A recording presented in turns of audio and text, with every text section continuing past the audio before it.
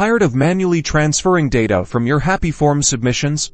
Today, I'll show you how to connect Happyforms to Zapier and supercharge your workflow. First, make sure you have the Happyforms plugin installed and activated on your WordPress website. You'll also need a Zapier account, so head over to Zapier.com and sign out if you haven't already. Next, create or edit the form you want to connect to Zapier. Ensure the form has all the fields you need to collect data, like name, email, and any specific information relevant to your workflow. Now, within the Happyforms form settings, look for the Integrations tab, or a section specifically mentioning Zapier. Enable the Zapier Integration.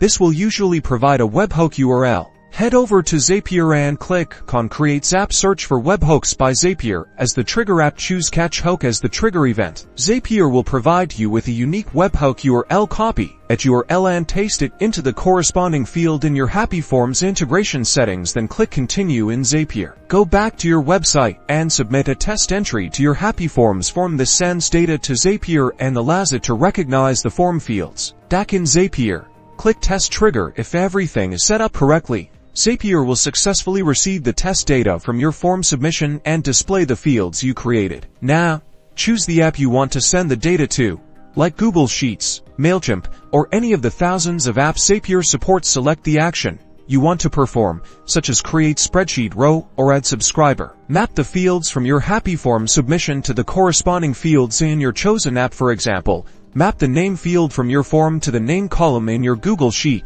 After you map the fields, click Continue. Zapier will test the action. If successful, turn on your Zap.